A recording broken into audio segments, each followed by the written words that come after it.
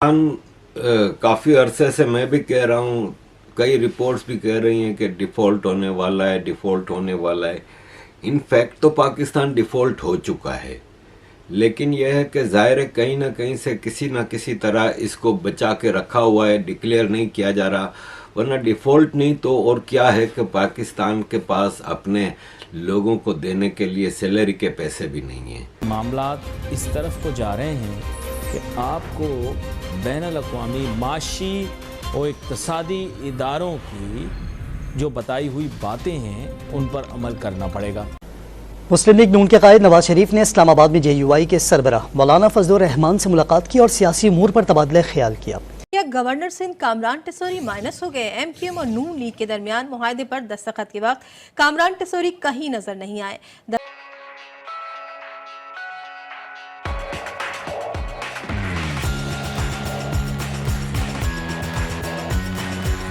पाकिस्तान ने सऊदी अरब के लिए अपना नया एम्बेसडर जो डिक्लेयर किया है, उसको सऊदी अरब ने एक्सेप्ट करने से इनकार कर दिया है, क्योंकि अकबर ज़ैब उनका नाम है और ज़ैब अरबिक में डिक को कहते हैं, तो अकबर ज़ैब मीन्स बड़ी डिक।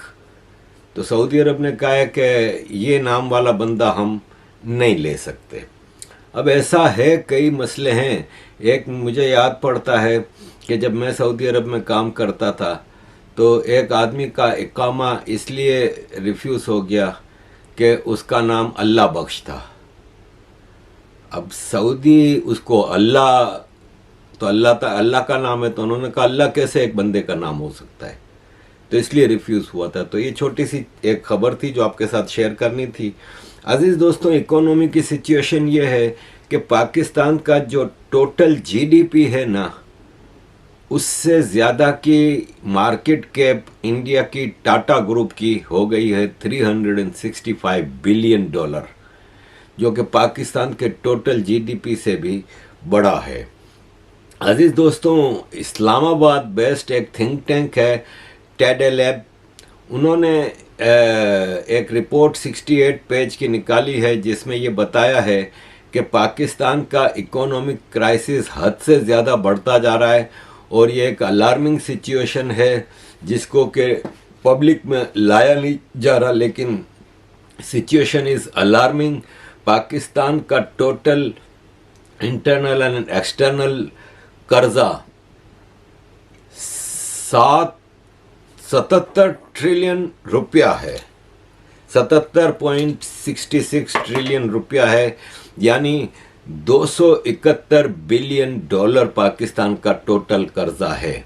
अजीज़ दोस्तों, फिच रेटिंग्स जो है एक कंपनी, उसने वार्न किया है कि पाकिस्तान में इलेक्शन के जो रिज़ल्ट्स आए हैं और इसके बाद जो पॉलिटिकल अनसर्टेनिटी है, इससे IMF के साथ जो एग्रीमेंट होगा वो काफ़ी डिफ़िकल्ट होगा। फिच ने यह भी कहा है कि IMF अर्जेंट बुनियाद पे, जिसने लास्ट ईयर केयरटेकर गवर्नमेंट को एक पैकेज दिया था वो मार्च में ख़त्म हो रहा है, तो अब नए पैकेज के लिए नई सरकार से डील की जाएगी।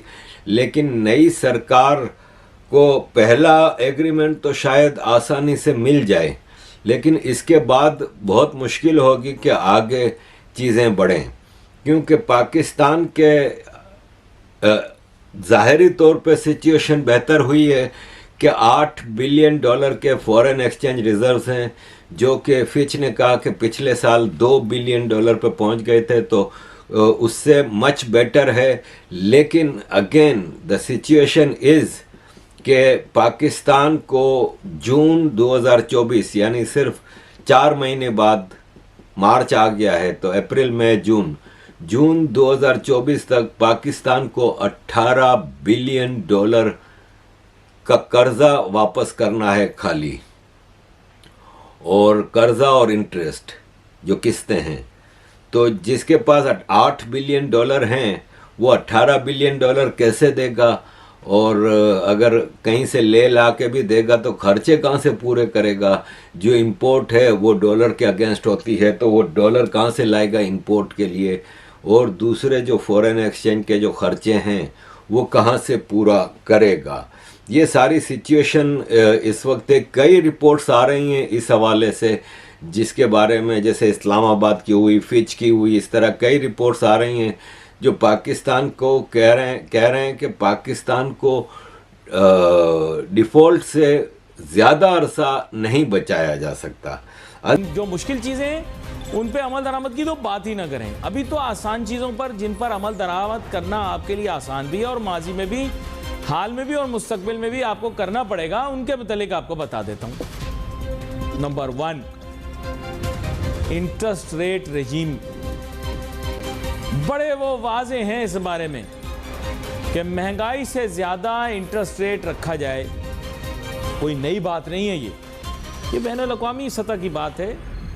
آپ اس سے بچ کے نکل نہیں سکتے، تو آپ کو ہو سکتا ہے کرنا پڑے. اگر آج آپ ضد بھی کریں تو آگے جا کے آپ کو کرنا پڑے گا، اور اگر نہیں کرتے تو پھر کچھ اور کرنا پڑے گا جس کا معیشت سے کوئی تعلق نہیں ہوگا. تو بہتر یہ ہوگا کہ پھر اس پہ عمل درآمد کر لیں، کیونکہ پھر جو معیشت سے تعلق رکھنے والی چیزیں نہیں ہوں گی وہ شاید آپ کے لیے مشکل ہے، آسان نہیں ہے. چلو، آپ نے کہا ڈیلنگ ود ڈیولپنگ کنٹریز. جی تاریخ کھول کے دیکھ لیں آئی ایم ایف کی، 78 سال اس کی عمر ہو چلی ہے. اس نے اپنے 78 سالہ عمر میں کبھی بھی کسی ترقی پذیر ملک کو ترقی یافتہ نہیں بنایا. اس کے پاس کوئی فارمولا نہیں ہے. عملاً باتیں بہت بتا سکتا ہے آپ کو، لیکن عملاً دیکھیں تو اس کے کسی بھی ممبر ملک نے جس کی اس نے مدد کی ہو، لون دیا ہو، وہ کبھی ترقی پذیر سے آئی ایم ایف کے مشورے کے اوپر رہتے ہوئے ترقی یافتہ نہیں ہوا. جس کا مطلب یہ ہے کہ I M F does not even have a single success story. تو اگر تو جو وہ کہیں گے اور وہی ہم نے کرتے رہنا ہے، تو 78 سالہ تاریخ تو یہ بتاتی ہے کہ ہم ایمرجنسی وارڈ سے شاید نکل کے ہسپتال کے ریگولر وارڈ پہ چلے جائیں، لیکن ہمیں ایتھلیٹ نہیں بنا سکتا. وہ آئی ایم ایف کے مشورے، آئی ایم ایف کے فارمولے ہمیں ایتھلیٹ نہیں بنا سکتے. ایک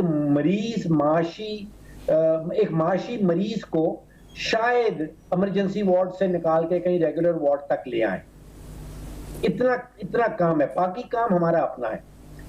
مسئلہ یہ ہے کہ ہماری کن پٹی پہ کوئی بندوق رکھ کے ہمیں زبردستی آئی ایم ایف کے پاس نہیں لے کے جاتا.